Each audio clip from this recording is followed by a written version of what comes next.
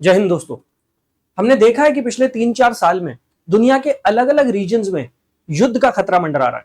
चाहे आप recently Israel और ईरान के बीच के युद्ध की बात कर लीजिए या पिछले 3-4 साल से रशिया और यूक्रेन के बीच में चली आ रही वॉर के बारे में आप बात कर लीजिए। और यहां पर सबसे बड़ा खतरा है, सबसे बड़ा सवाल जो खड़ा होता है वो न्यूक्लियर वेपन्स, न्यूक्लियर हथियारों को लेकर खड़ा होता है। हमने देखा कि कैसे ईरान के ऊपर अटैक किया गया और यह अटैक केवल इजराइल ही नहीं, यूएसए ने भी किया। और यहां पर सबसे बड़ा कारण जो उन्होंने दिया वो ये था कि ईरान 60% तक यूरेनियम को एनरिच कर चुका है और ईरान के पास इतनी कैपेबिलिटी है कि वो जब चाहे 15 न्यूक्लियर वेपन बना सकता है और ना तो इजराइल ना यूएस से ऐसा चाहते हैं। अब एक नई रिपोर्ट सामने आई है जिस रिपोर्ट में और भी चौंकाने वाले खुलासे किए गए हैं। मैं बात कर रहा हूं सीपरी की एक रिपोर्ट की, जिस रिपोर्ट में कहा गया है कि दुनिया भर में एक बार फिर से 1960s और 70s की तरह न्यूक्लियर वेपन्स की होड़ बढ़ गई है और इस बार ये 1960s और 70s के कंपैरिजन में और ज्यादा खतरनाक स्थिति है। वो इसलिए क्योंकि अब टेक्नोलॉजी काफी एडवांस हो गई है, तो न्यूक्लियर वेपन्स जो डेवलप किए जा रहे हैं उनको डिटेक्ट करना काफी मुश्किल होता चला जा रहा है क्योंकि उनका साइज छोटा हो गया है और न्यूक्लियर वेपन्स को लेकर काफी सीक्रेसी वो भी दुनिया भर में बनी हुई है। सीपरी की इस रिपोर्ट में यह भी कहा गया है कि 12,000 से ज्यादा न्यूक्लियर वेपन्स इस टाइम एग्जिस्ट करते हैं पूरी दुनिया में, लेकिन ज्यादातर एक्सपर्ट्स को इन न्यूक्लियर वेपन्स की लोकेशन के बारे में कोई जानकारी, कोई आइडिया नहीं है। ये न्यूक्लियर वेपन्स अंडरग्राउंड स्टोर किए गए हैं, माउंटेन्स में स्टोर करके रखे गए या फिर सबमरीन्स में स्टोर करके रखे गए, उसके बारे में ज्यादा नॉलेज पब्लिक डोमेन में अवेलेबल नहीं। और ये सब पूरी दुनिया में न्यूक्लियर हथियारों के खतरे को और ज्यादा पुख्ता कर देता है। तो मैं बात कर रहा था सीपरी की रिपोर्ट की, जिस लेटेस्ट रिपोर्ट में यह वार्निंग इशू की गई है कि पूरी दुनिया दोबारा से एक नए एरा में एंटर कर रही है जहां पर कंट्रीज ज्यादा से ज्यादा न्यूक्लियर हथियार बनाने की रेस में शामिल हो गई है और ये न्यूक्लियर हथियार अब और ज्यादा डेंजरस होंगे और टेक्नोलॉजिकली एडवांस्ड होंगे। और 1960s और 70s में जो हमने न्यूक्लियर वेपन्स को लेकर यूएसए और यूएसएसआर के बीच में एक होड़ देखी थी, ये प्रेजेंटली इससे भी खतरनाक स्थिति है। अब आखिरकार किस देश के पास कितने न्यूक्लियर वेपन्स हैं, ये न्यूक्लियर वेपन कहां स्टोर करके रखे जा रहे हैं, चलिए उसके बारे में भी जानकारी हासिल कर लेते हैं। बट उससे पहले अगर आप एक यूपीएससी एस्पिरेंट है और आप अपनी तैयारी को और स्ट्रेंथन करना चाहते हैं और मजबूत करना चाहते हैं तो आप इस क्यूआर कोड को स्कैन करके मेरे साथ टेलीग्राम चैनल पर जुड़ सकते हैं। इस टेलीग्राम चैनल पर मेरी सभी क्लासेस की पीडीएफ और क्लासेस का नोटिफिकेशन आपको टाइमली मिलता रहेगा। 12 बजे मैं पॉलिटी की क्लास कंडक्ट कर रहा हूं चैनल पर और 4 बजे डेली मेंस की आंसर राइटिंग आप लोगों को करवा रहा हूं। तो आप अपने आंसर्स मुझे सेंड कर सकते हैं, उन आंसर्स पर आपको क्लास में फीडबैक मिल जाएगा। इसके साथ साथ अगर आप मेरे बैचेस में एनरोल करना चाहते हैं तो ये नंबर दिया गया है, इस नंबर पर आप मुझे कॉल कर सकते हैं, व्हाट्सएप मैसेज ड्रॉप कर सकते हैं और हमारे लेटेस्ट बैचेस में आप जुड़ सकते हैं। फाउंडेशन बैच जिसकी फीस है केवल 15,000 रुपए, इसमें प्रीलिम्स और मेंस दोनों चीजें कवर कराई जाएंगी। और अगर आप मेंटोरशिप में हमारे साथ जुड़ना चाहते हैं, 1-to-1 पर्सनलाइज मेंटोरशिप, तो वो प्रोग्राम भी 15,000 रुपए का ही है। इसमें आपको पर्सनलाइज गाइडेंस मिलेगी और आप हमारे साथ डेली बेसिस पे कनेक्ट रहकर छोटे छोटे टारगेट्स के थ्रू अपनी पढ़ाई में आगे बढ़ सकते हैं। चलिए भाई, तो समझते हैं कि आखिरकार पूरी दुनिया में प्रेजेंटली कितने न्यूक्लियर वेपन हैं और ये न्यूक्लियर वेपन किन कंट्रीज के अंडर आते हैं। तो सीपरी की जो लेटेस्ट रिपोर्ट आई है 2025 की रिपोर्ट है, इसमें कहा गया है कि पूरी दुनिया में 12,241 न्यूक्लियर वेपन्स एग्जिस्ट करते हैं। मतलब अभी 12,241 न्यूक्लियर वेपन्स इस समय दुनिया में एग्जिस्ट कर रहे हैं। इन न्यूक्लियर वेपन्स में से 9,600 वेपन ऐसे हैं that are kept in ready condition, मतलब ये पूरी तरीके से रेडी हैं। जिन देशों के अंतर्गत ये हथियार हैं, जिन देशों के कंट्रोल में हथियार हैं, वो जब चाहे इन हथियार का वॉरफेयर में इस्तेमाल कर सकते हैं, यूज कर सकते हैं। तो अब आप देख लीजिए 9,500 से ज्यादा एक्टिव रेडी न्यूक्लियर वेपन इस दुनिया में एग्जिस्ट करते हैं। इसके साथ साथ इसमें से 87%, 87% न्यूक्लियर हथियार यूएसए और रशिया के कंट्रोल में है। मैं आपको एक मैप दिखाता हूं जिस मैप से आपको और अच्छे से आइडिया लग जाएगा कि किस कंट्री के पास कितने न्यूक्लियर वेपन्स हैं। अगर हम बात करते हैं सबसे ज्यादा न्यूक्लियर हथियारों की, तो नंबर 1 पर आता है रशिया। यह कहा जाता है, एक्सपर्ट्स ये मानते हैं कि रशिया के पास 7,000 एक्टिव न्यूक्लियर वेपन्स एग्जिस्ट करते हैं। इसके बाद नंबर आता है यूएसए का। यूएसए के लिए कहा जाता है कि भाई इसके पास लगभग 6,800 न्यूक्लियर वेपन्स हैं। इसके बाद नंबर आता है आपका फ्रांस। फ्रांस में लगभग 300 न्यूक्लियर वेपन्स। चाइना के पास माना जाता 270 न्यूक्लियर हथियार है। फिर यूके के पास 215 न्यूक्लियर वेपन्स है। और उसके बाद पाकिस्तान और इंडिया का नंबर आता है। तो कुल मिलाकर जो कहा जाता है न्यूक्लियर वेपन्स के बारे में, इस रिपोर्ट में जो क्लेम किया गया उससे भी ज्यादा न्यूक्लियर वेपन्स एग्जिस्ट कर सकते हैं, क्योंकि ये मैप जो है वो इसी तरफ इशारा कर रहा है। तो मतलब पूरी दुनिया में सबसे ज्यादा न्यूक्लियर वेपन रशिया और यूएसए के पास है, और लगभग 87% एक्टिव रेडी न्यूक्लियर वेपन्स इन दोनों देशों के पास है। तो कंट्रीज बात तो कर रही हैं, वो ये चाह तो रही है कि न्यूक्लियर प्रोलिफरेशन को रोक लिया जाए।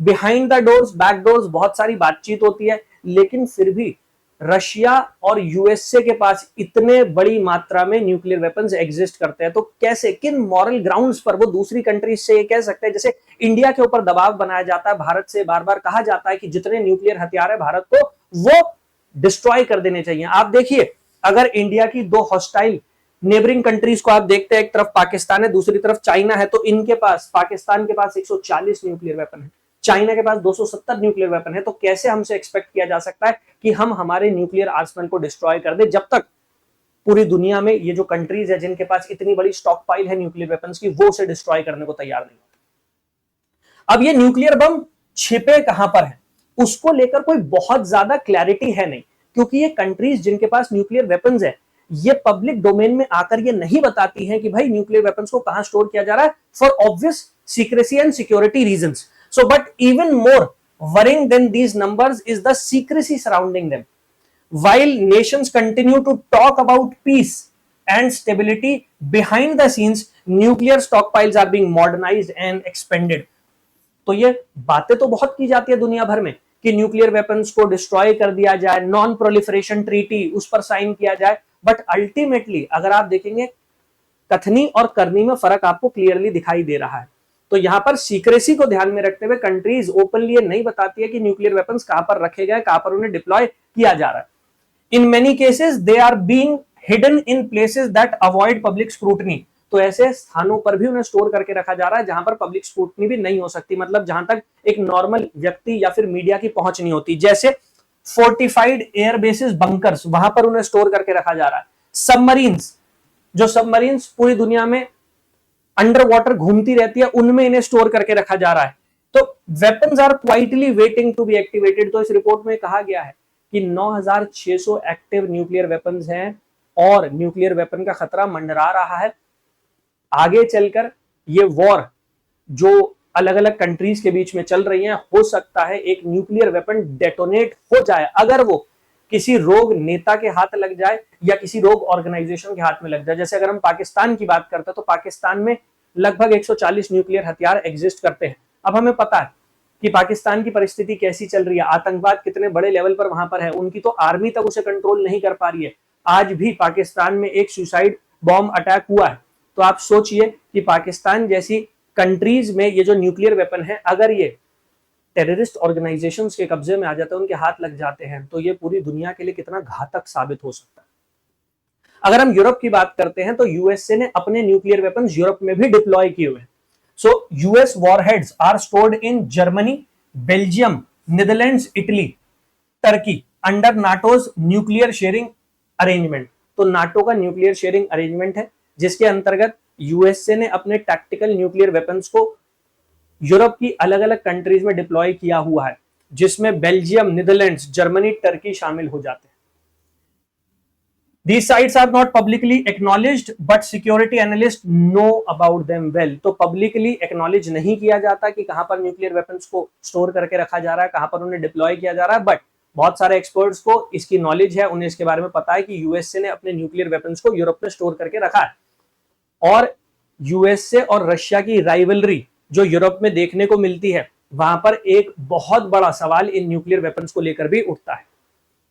Control remains with USA, but their presence signals unwavering support for American allies. तो इन न्यूक्लियर वेपन्स का कंट्रोल यूएसए के पास ही है, लेकिन फिर भी ये इस बात को दिखाता है कि नाटो अभी भी कितना स्ट्रांगली इंटीग्रेटेड है, कैसे नाटो में जो यूरोपियन कंट्रीज हैं वो अमेरिका की हेल्प कर रही है इन न्यूक्लियर वेपन्स को रशिया के अगेंस्ट डिप्लॉय करने में, जो कहीं ना कहीं यूरोप में सिक्योरिटी सिचुएशन के ऊपर सवाल खड़े करता है। अब कोई भी ट्रांसपेरेंसी नहीं है इस न्यूक्लियर स्टॉकपाइल को लेके। स्पेशली अगर मैं बात करता हूं रशिया, चाइना, नॉर्थ कोरिया जैसी कंट्रीज में, वहां पर इन न्यूक्लियर वेपन्स को लेकर कितने न्यूक्लियर वेपन्स हैं, कहां पर उन्हें डिप्लॉय किया गया, उसको लेकर कोई पब्लिक में इंफॉर्मेशन अवेलेबल नहीं है। तो बहुत ज्यादा ओपेसिटी देखने को मिलती है। While Russia recently announced it had begun deploying tactical nuclear weapons in Belarus, international observers suggest this may already have happened.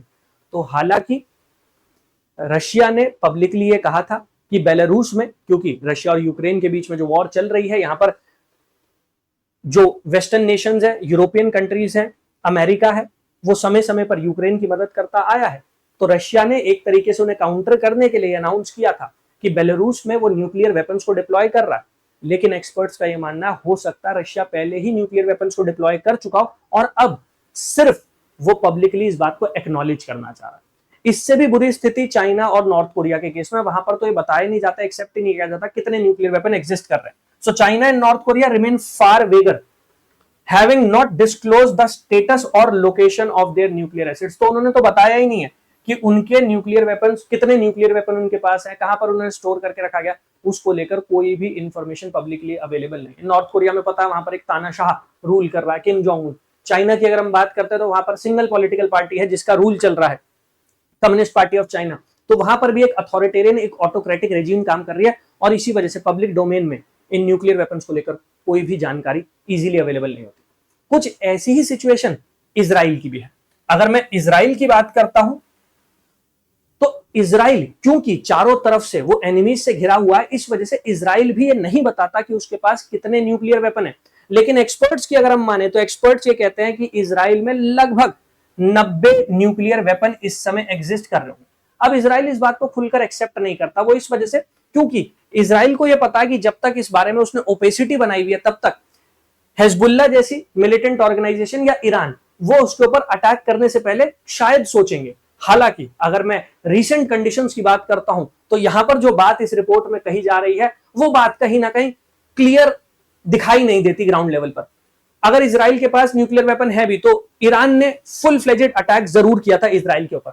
तो कहीं ना कहीं यहां पर जो कहा जा रहा है कि इजराइल क्योंकि इस वजह से वेपन्स के बारे में नहीं इंफॉर्मेशन प्रोवाइड करता, क्योंकि उसको ऐसा लगता है कि जब तक हिजबुल्लाह या ईरान को ऐसा लग रहा है उनके पास ये एम्बिग्विटी है कि इजराइल के पास न्यूक्लियर वेपन्स हो सकते हैं, तब तक वो शायद उनके ऊपर अटैक ना करे। बट रिसेंटली जो हुआ उससे तो ऐसा नहीं लगता। और एक्सपर्ट्स ये भी कहते हैं कि इजराइल के पास कुल मिलाकर 90 न्यूक्लियर हथियार होंगे और ये 90 न्यूक्लियर वेपन्स जो हैं ये उसने या तो नागिव डेजर्ट में स्टोर किए हुए होंगे या फिर डिमोना रिएक्टर कॉम्प्लेक्स है वहां पर इन न्यूक्लियर वेपन्स को स्टोर करके रखा गया होगा।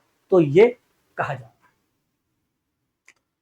12,000 से ज्यादा न्यूक्लियर वेपन्स एग्जिस्ट कर रहे हैं। 9,600 एक्टिव न्यूक्लियर वेपन्स है जिनका कभी भी इस्तेमाल किया जा सकता है वॉरफेयर में। हालांकि अभी तक जो न्यूक्लियर पावर्ड कंट्रीज है जिनके पास न्यूक्लियर वेपन्स है उन्होंने रिस्ट्रेंट ऑब्जर्व किया है। बट कब तक ये रिस्ट्रेंट ऑब्जर्व किया जाएगा? क्या ईरान जैसी कंट्रीज को न्यूक्लियर वेपन बनाने से फ्यूचर में भी रोका जा सकता है? क्या दोबारा अगर ईरान के ऊपर ऐसा एक अटैक किया जाता है तो रशिया और चाइना जैसी कंट्रीज बीच में आएंगी? ये सारे बहुत इंपॉर्टेंट क्वेश्चंस हैं जो कहीं ना कहीं ग्लोबल पीस, ग्लोबल सिक्योरिटी को लेकर सवाल खड़े करते हैं। आपकी क्या राय है कमेंट सेक्शन में जरूर बताइएगा। और जैसा मैंने कहा कि अगर आप एक यूपीएससी एस्पिरेंट है तो आप इस क्यूआर कोड को स्कैन करके टेलीग्राम चैनल पर मेरे साथ जुड़ सकते हैं, अपनी तैयारी में आगे बढ़ सकते हैं। और अगर आपको बैचेस में एनरोल करना है तो ये नंबर दिया गया है, इस नंबर पर आप कॉल कर सकते हैं। फाउंडेशन बैच, पीएसआईआर ऑप्शनल या मेंटोरशिप, किसी भी बैच में आपको एनरोल करना है तो आप एनरोल कर सकते हैं। आप डायरेक्टली हमारी वेबसाइट को भी विजिट कर सकते हैं और वहां से भी बैचेस में एनरोल कर सकते हैं। यूपीएससी टॉपर्स हब गूगल पर जाकर टाइप कर दीजिएगा, वेबसाइट आपके सामने आ जाएगी। जब आप वेबसाइट पर जाएंगे तो वहां पर आपको सारे बैचेस लाइन से नजर आ जाएंगे। जिस भी बैच में आप एनरोल करना चाहते हैं आप उस बैच में एनरोल कर सकते हैं। कोई भी प्रॉब्लम आती है एनरोलमेंट में तो जैसा मैंने कहा नंबर दिया गया है, इस नंबर पर कॉल कर लीजिएगा, आपको बैचेस की इंफॉर्मेशन मिल जाएगी। थैंक यू एवरीवन, जय हिंद।